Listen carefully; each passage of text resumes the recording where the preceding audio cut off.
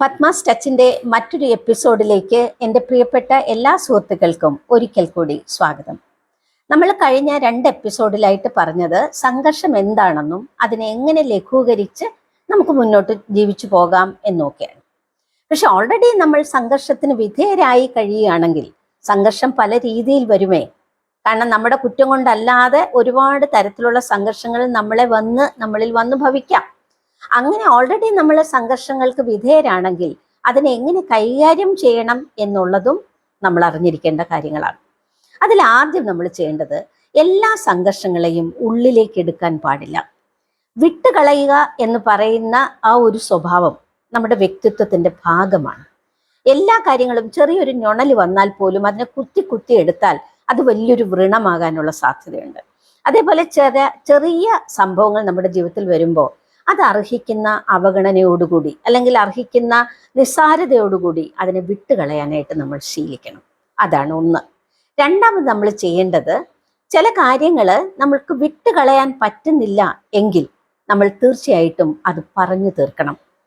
അവരോട് വിളിച്ചിട്ട് എങ്ങനെയാണ് നിങ്ങൾക്കത് ഫീൽ ചെയ്തത്, എന്താണ് നിങ്ങളുടെ മനസ്സിൽ അപ്പോഴുണ്ടാകുന്ന വികാരം, സങ്കടമാണോ, ദേഷ്യമാണോ, ദുഃഖമാണോ, അല്ലെങ്കിൽ അവരോടുള്ള വിരോധമാണോ, അതെനിക്ക് പറഞ്ഞു തീർക്കണം എന്ന് തോന്നുന്നു എന്ന് തന്നെ വിചാരിച്ചുകൊണ്ട് അത്തരം കാര്യങ്ങൾ പറഞ്ഞു തന്നെ തീർക്കുക.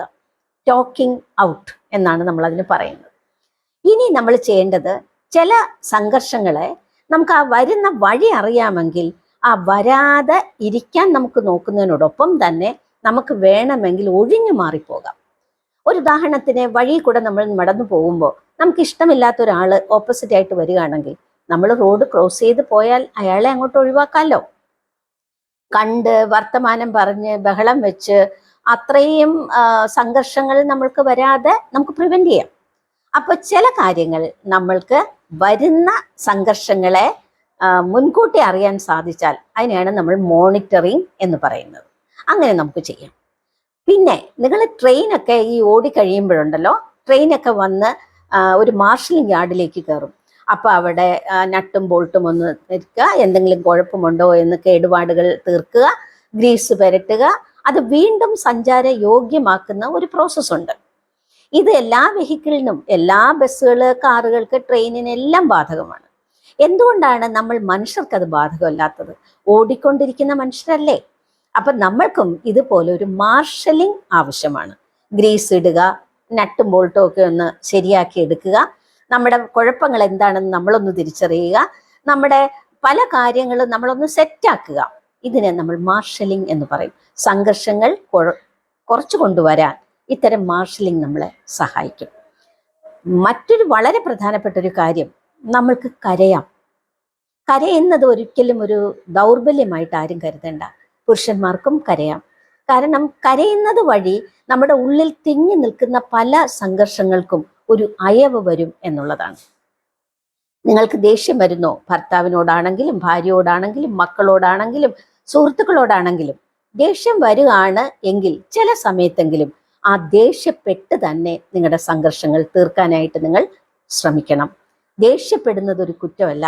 ദേഷ്യം വരുന്നു, നമ്മൾ ആ ദേഷ്യപ്പെടുന്നു, പക്ഷെ വീണ്ടും നമ്മൾക്ക് അവരോട് കാര്യങ്ങൾ പറഞ്ഞ് മനസ്സിലാക്കാം. പക്ഷെ ഒരു കാര്യവും കെട്ടിക്കിടക്കാൻ അനുവദിക്കരുത്. കാരണം മലിനജലം നിങ്ങൾ ആലോചിച്ച് നോക്ക്. മലിനജലം ഒരു സ്ഥലത്ത് ഒഴുകാതെ കെട്ടിക്കിടന്നാൽ അതിനകത്ത് കൃമികളും പുഴുക്കളും ഒരുപാട് വൃത്തികെട്ട ജീവികൾ അതിനകത്ത് വളർന്ന് പെരുകും. അതേസമയത്ത് വെള്ളം ഒഴുകിക്കൊണ്ടിരുന്നാൽ ഇത്തരം കാര്യങ്ങൾ ഉണ്ടാകാതെ നമുക്ക് നോക്കാം. ഇതുപോലെയാണ് നമ്മുടെ സംഘർഷങ്ങളും. നമ്മൾ അത് ഉള്ളിൽ കൊണ്ട് നടക്കുന്നതിന് പകരം ഈ കെട്ടിക്കിടക്കുന്ന വെള്ളം പോലെ അതിനെ മലിനമാക്കാതെ അത് ഒഴുക്കി കളയാൻ ഏത് മാർഗമാണോ സ്വീകരിക്കേണ്ടത് അതിലേറ്റവും നല്ല ഒരു മാർഗം നോക്കി നമ്മൾ അതിനെ സ്വീകരിക്കുക. നമ്മൾ ചിലപ്പോഴൊക്കെ നമ്മുടെ സംഘർഷങ്ങളെ സഹിക്കാനും പഠിക്കുക. സഹനശക്തി, പണ്ടത്തെ ആളുകൾ പറയും, അതൊരു വലിയ ഗുണമാണ്. എല്ലാ കാര്യത്തിനും ഇങ്ങനെ ആക്രമിക്കുക, തിരിച്ചു പറയുക, വഴക്കിടാനായിട്ട് ചെല്ലുക, ദേഷ്യപ്പെടുക, ഷൗട്ട് ചെയ്യുക, അതൊന്നും എല്ലാത്തിനും ഒരു മാർഗമായിട്ട് കരുതേണ്ട. ചിലതൊക്കെ നമ്മൾ വിട്ടുകളയുന്നതിനോടൊപ്പം സഹിക്കാൻ പഠിക്കുക.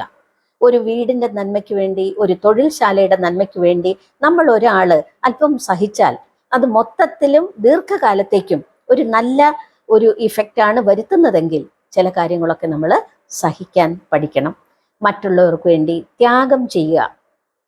നമ്മൾ കേട്ടിട്ടുണ്ടല്ലോ, ത്യാഗം ചെയ്യണം എന്ന് പറഞ്ഞാൽ എൻ്റെ സ്വാർത്ഥതയ്ക്ക് വേണ്ടി ഒരു വലിയ പ്രശ്നം വഷളാക്കുന്നതിന് പകരം മറ്റുള്ള എല്ലാവരെയും കൂടെ പരിഗണിച്ചുകൊണ്ട് ആ വീടിൻ്റെയും ആ ഒരു പ്രസ്ഥാനത്തിൻ്റെയും നന്മയ്ക്ക് വേണ്ടി നമ്മൾ അല്പസ്വല്പം ത്യാഗം ചെയ്യുന്നത് കൊണ്ട് സംഘർഷങ്ങളെ ലഘൂകരിക്കാനായിട്ട് സാധിക്കും. അപ്പോൾ സംഘർഷങ്ങളെ നമ്മൾക്ക് പല രീതിയിൽ കൈകാര്യം ചെയ്യാം. വിട്ടുകളയാം, നമുക്ക് അതിനെ സഹിക്കാം, നമ്മൾക്കൊരു ത്യാഗ മനസ്ഥിതിയോടുകൂടി അതിനെ കാണാം. പിന്നെ ചില കാര്യങ്ങളൊക്കെ നമുക്ക് അവഗണിച്ച് കളയാം, ചില കാര്യങ്ങൾ അത് വരാതെ നോക്കാം. അങ്ങനെ പല രീതിയിൽ നമുക്ക് സംഘർഷങ്ങളെ മാനേജ് ചെയ്ത് മുന്നോട്ട് പോകാനായിട്ട് സാധിക്കും.